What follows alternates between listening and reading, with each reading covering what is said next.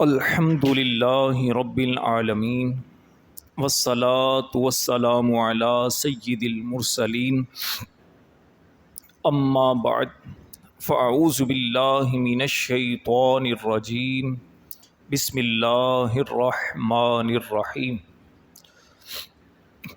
ان اللہ وملائکتہ یصلون علی النبی یا ایہا الذین آمنوا صلوا علیہ وسلموا تسلیما اللہم صل علی سیدنا و مولانا محمد وعلی آل سیدنا و مولانا محمد وبارک وسلم صلاۃ و سلاما علیک یا سیدی یا رسول اللہ وعلی آلک و اصحابک یا حبیب اللہ۔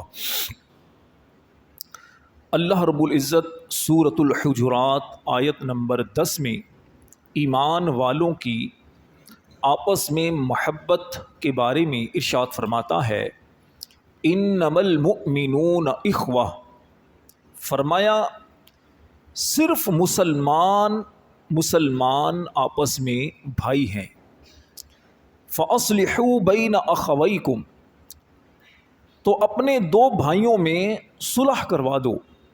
واتقوا اللہ لعلکم ترحمون، اور اللہ سے ڈرو تاکہ تم پر رحمت ہو۔ اس آیت کریمہ میں اللہ کریم نے 3 باتیں بیان فرمائیں۔ پہلی بات تو یہ بیان فرمائی کہ مسلمان کا بھائی ہے۔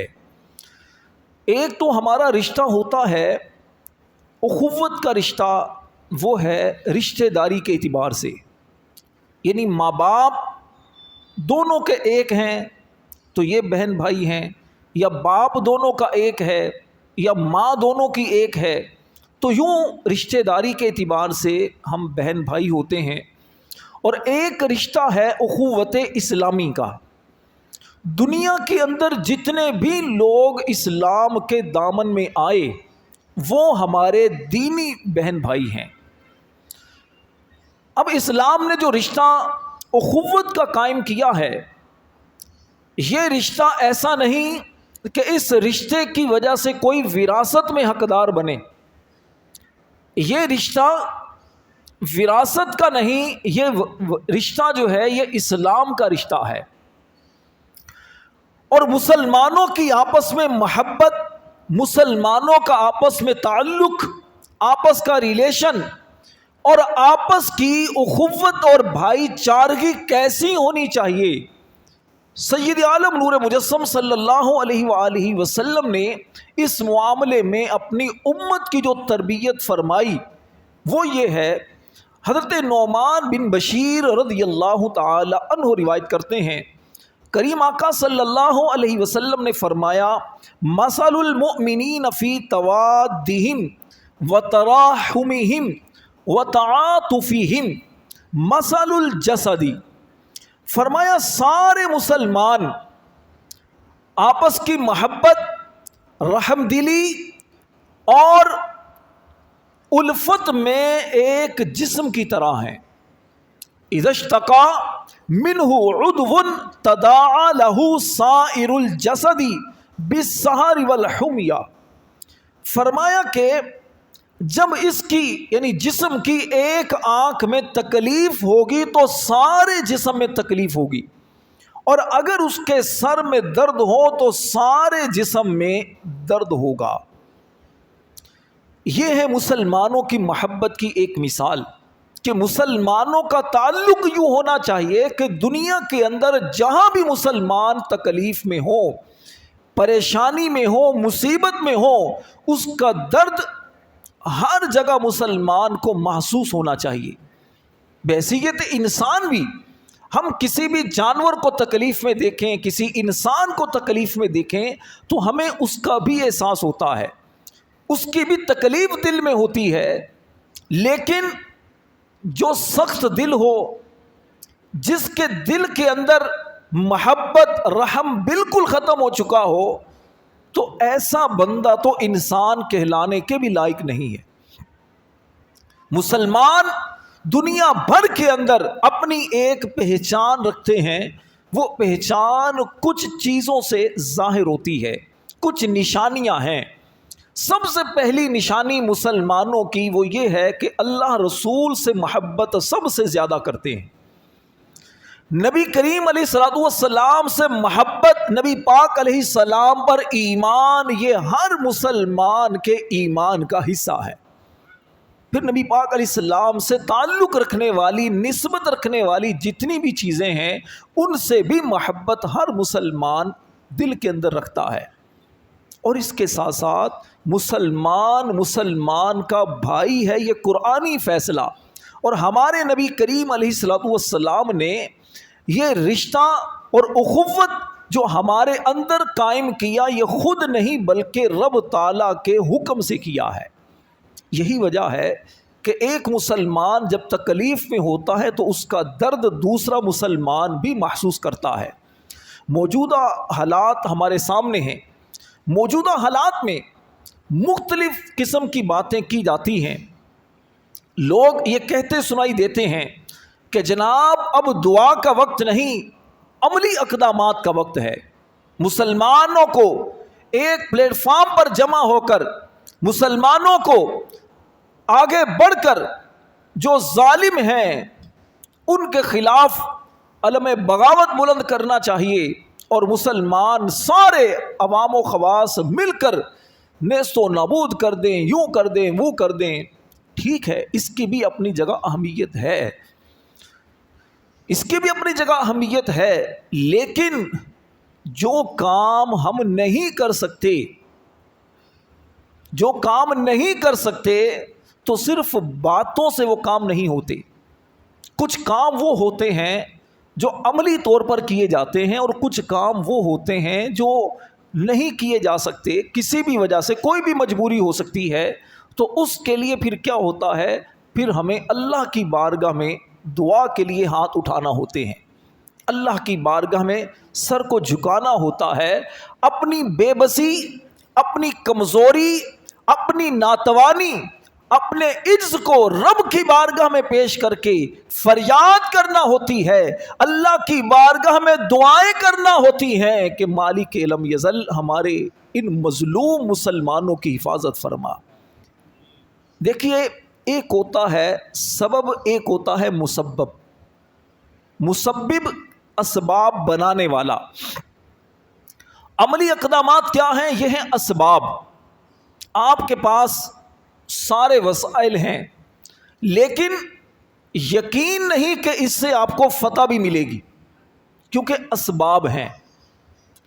اور مسبب الاسباب یہ کیا ہے؟ یہ ہے دعا، رب کی بارگاہ میں عرض کرنا، کیونکہ رب تبارک و تعالی چاہتا ہے تو سبب کے اندر تاثیر پیدا کر دیتا ہے۔ اس کو یوں سمجھیے، جیسے کوئی بندہ بیمار ہے، ڈاکٹر کے پاس جاتا ہے، ڈاکٹر اس کو دوا دیتا ہے، انجیکشن لگاتا ہے، تو کیا یقینی طور پر کہا جا سکتا ہے کہ اس بندے کو شفا ملے گی؟ نہیں، یقینی طور پر شفا رب دیتا ہے۔ اسباب ہے ڈاکٹر کے پاس جانا، لیکن مسبب الاسباب کیا ہے؟ وہ رب کی ذات ہے، شفا رب دیتا ہے۔ تو اب اس کا مطلب یہ ہرگز نہیں کہ اسباب کو چھوڑ دیا جائے، نہیں، یہ دنیا کے اندر اسباب بھی اختیار کرنے ہوتے ہیں، لیکن بھروسہ رب کی ذات پر ہونا چاہیے، توکل رب کی ذات پر ہونا چاہیے۔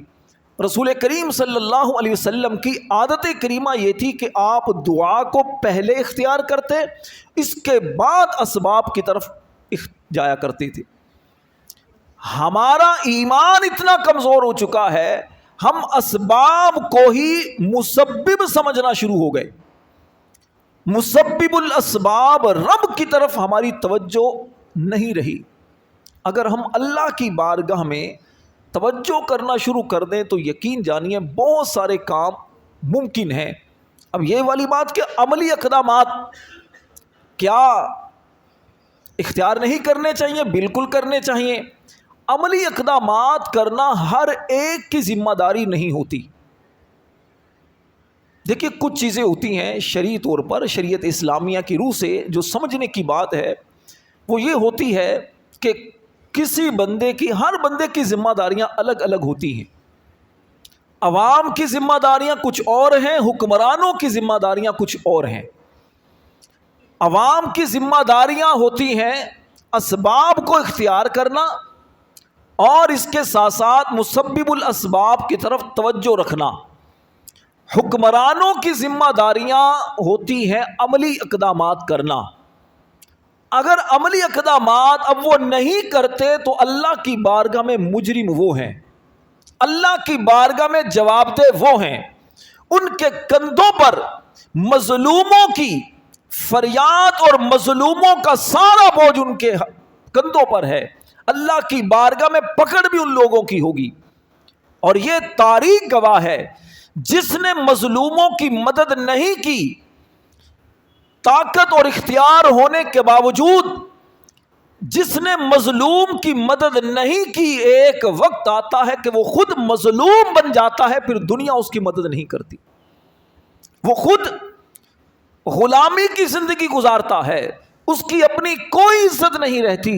جو مظلوم کی آواز بنتا ہے، مظلوم کا سہارا بنتا ہے، مظلوم کی مدد کرتا ہے، اللہ پھر اسے بھی عزت اور بلندیوں سے نوازتا ہے. تو اس لیے ہمارا کام کیا ہے؟ ہم اللہ کی بارگاہ میں سب سے پہلا کام دعا کریں.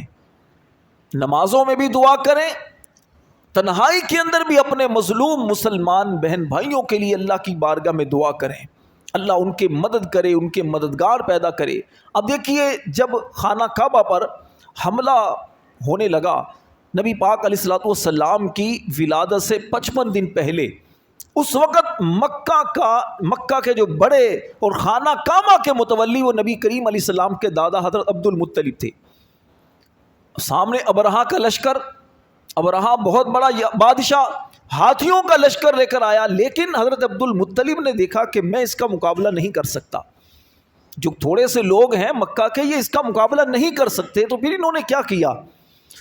انہوں نے خانہ کعبہ کے پاس گئے، لوگوں کو جمع کیا، اللہ کی بارگاہ میں دعا کی اور عرض کیا، مالک کریم، دنیا کے اندر ہر بندہ اپنے گھر کی حفاظت کرتا ہے، یا اللہ تیرے گھر کی حفاظت ہم نہیں کر سکتے، ہم کمزور ہیں، یا اللہ تو اپنے گھر کی حفاظت فرما، یا اللہ ان بدبختوں کو تباہ کر دے، برباد کر دے. اللہ سے دعا کی اور اس کے بعد پھر یہ پہاڑوں میں چلے گئے، پہاڑ کی چوٹیوں پر چلے گئے، اللہ کی بارگاہ میں دعائیں کرتے رہے. پھر نتیجہ کیا ہوا؟ جب ابرہہ ہاتھیوں کا لشکر لے کر بڑھا تو اللہ نے چھوٹے چھوٹے پرندے ابابیل، ان کے ذریعے اس پورے لشکر کو تباہ و برباد کر دیا.